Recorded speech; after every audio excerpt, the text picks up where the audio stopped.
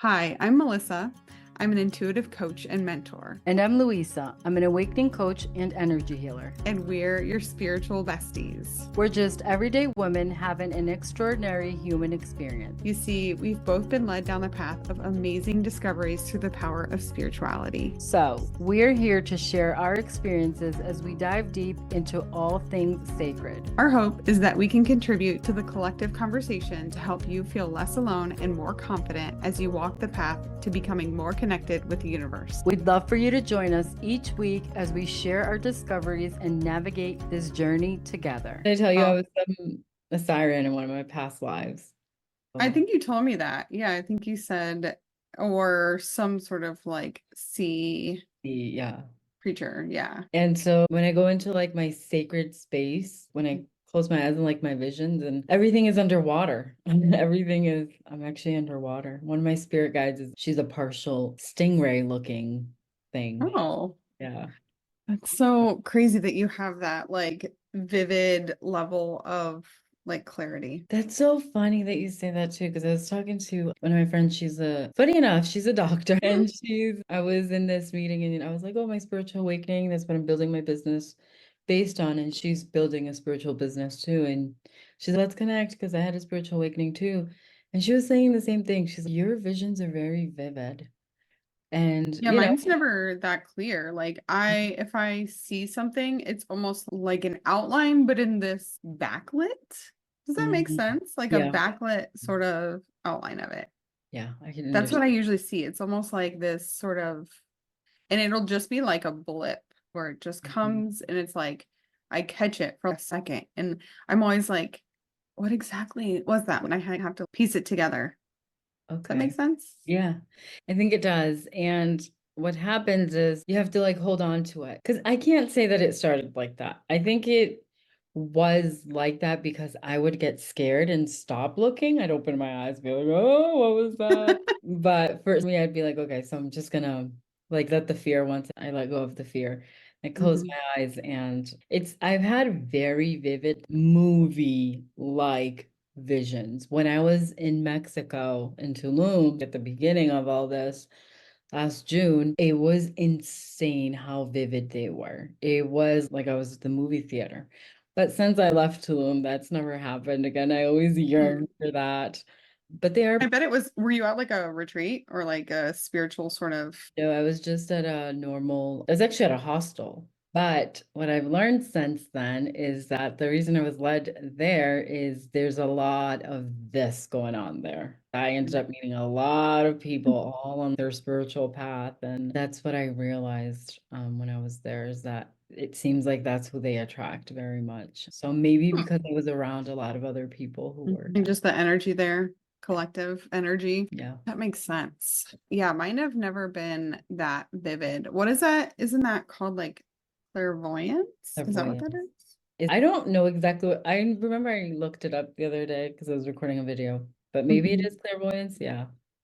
I think Pretty so. vivid, yeah. Pretty clear. I can see, like yesterday I was practicing and I saw a light bulb pretty clear, and like the light bulb, I could see the different pretty lit or not as lit. And the more I practice it, the clearer it is.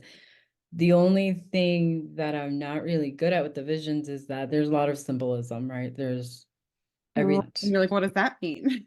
yeah, exactly. So then I end up like Googling it. But I also can't write. Are you able to write while I can't.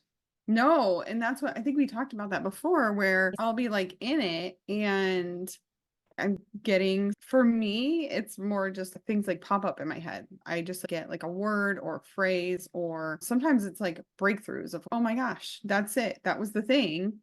And it'll happen and it like flows, but I'm just in it, right? Like you're just letting it flow, letting it come through you.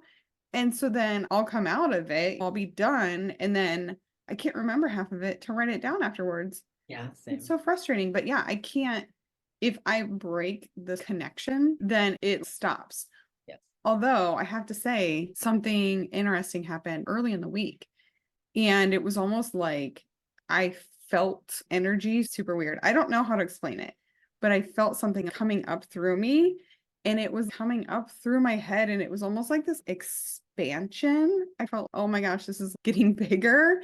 And the only thing I could think of while it was happening was ascension and just this leveling up. It was super weird. I've realized when I'm connecting or when there's something trying to connect with me, you know how you said you like hear a beep or something? Yeah. Mine is like tingling inside my ear. Ah, And yes. I didn't realize it because it just would happen sometimes. And I was like, oh, what's going on? But I've realized now I've connected it that that happens every time. And so during this, it was like these tingling ears, both my ears, the whole time. And I was like, happening to me. But since then, I've been able to connect much more easily. And I don't even have to, I just have to be sitting and be getting still. And the connection will happen so much more quickly. And I don't even have to really try super hard for it to happen anymore. That's awesome. So definitely, you were definitely ascending. That's what that. So weird. It was the weirdest feeling. It was just like a feeling, like almost as if the top of my head was just getting bigger Yeah. and like expanding in some way. It's funny. The first time you said it, I envisioned it basically like just you going into the fifth dimension, basically like you being pulled up to the fifth dimension. And this last time you said it, all I could picture was the aliens, the green aliens with the big Yeah, like a heads. big head. No, but what you said the first time, that is what it felt like. It almost felt like I was being pulled up this rising energy. And that's what it felt like. But it was like the energy went like this. Yeah. Yeah, because it was like bigger. Come up, we're bigger. So I had this experience yesterday morning during my meditation, and it's funny you mentioned being able to connect easier because Mhm. I didn't think about it, but I think I have been too, because my meditation yesterday morning was quite short because I was like trying to fit in a million things. I was like, if I don't meditate, I don't feel like I'm gonna Mhm. function. I'm gonna be off kilter. So I meditated real quick. I didn't set a timer or anything, but when I stopped meditating, I realized that it was only like 15 minutes. But I Mhm. had this thing that's never happened to me before. I've been trying to decipher. And as I was meditating, it was like fireworks in my back, like right here. Huh. It was like boom, these fireworks. And I don't know how long it lasted because I only remember it because I was coming out of the meditation at that point. And so I have a little bit of a memory of that specifically. It felt like a really deep meditation. It felt like so many things worked in there. And I could tell by the feeling after because I felt a lot more centered. I felt a lot more stable, which I hadn't been necessarily feeling continuously up until then. But the fireworks have really stuck with me because I've tried to figure out what it was because I had asked and set the intention of I want blocks cleared. And so I was like, maybe that was that. So then I asked, oh, and this is when the light bulb thing came up, which I had never experienced a light bulb like this, the way that I experienced it yesterday, is because I was trying to figure out what I realized is maybe in the phrasing of the question, I may be off Mhm. because it was like, was it clearing? And then I asked, was it ascending? And it was like, it's like, it was a little of both, but the light bulb never went fully bright to either Like one. you're, yeah, not quite getting the exact, Yeah, so it was very no. interesting to feel though. Yeah, and I had never experienced that. I was like, I wonder what that was, but it didn't feel like a negative energy whatsoever. And that was the main thing was like, was there, so if anything, it was clearing something, but that wasn't all of it. It seems like there was more to that. That it was. That makes sense. Yeah, it's funny you mentioned the phrasing because that's one of the things with my coach. She'll guide me through connections and trying to get clarity and guidance. And that's one of the things that she's really good at is if she tells me to ask something and if I phrase it one way and I'm like, I'm not getting anything, then she's really good at figuring out how to rephrase it differently in order to get the correct response. And I feel like that is one of the things that I feel challenged with at times because I think sometimes I phrase it well or I ask the questions in the right way and I feel like I get responses. And then other times I feel like I am connected and I am in a place where I can get that guidance, but I'm just not quite asking the right questions to get it. Does that make sense? It does, because as you're saying that, what I realize is that sometimes I get responses that are very frustrating. And like I said, because there's a lot of symbolism and I don't know what everything means yet. what ends up happening is that I'm like, oh, great, that was a great response. That was no response at all. But as you're saying that, I think that's it. It's the phrasing, because it is so important to phrase it correctly. And I have this, I'll share with you, because in the training program that I'm in right now, she keeps emphasizing that. She keeps emphasizing the importance of framing the question correct. Yeah, it must be a thing because that's my coach is okay, we need to rephrase it. Let's Yeah. ask it this way. And I just haven't quite gotten down the sort of art of correctly phrasing. Yeah. Yeah. I know that should is a no-go. I remember this. She always says, if you're asking a should question, don't even. She just don't. Just don't. So that I know. And as I say that, I think I do that a lot. Like should. Oh, I definitely ask that. Should I do this? Should I do that? I'm like, what? You're not giving me any answers. What should I do here? I think that's probably one of my go-tos is should. And as I'm saying that, I'm Mhm. like, yeah, that's probably why I'm getting these broad responses that I'm like, that's not the answer.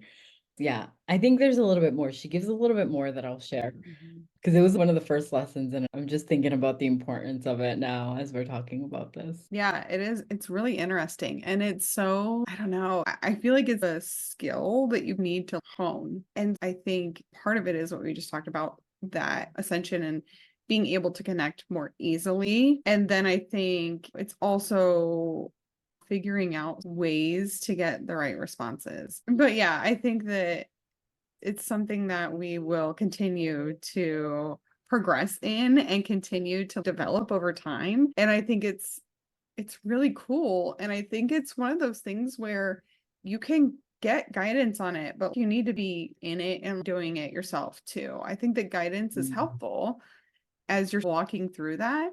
But I also think that you just have to experience it and experiment with it, right? Yeah, I totally agree with that. And I, as we were talking about it, two things came up where I think it goes along with the understanding of universal laws, which I know very little about. Same.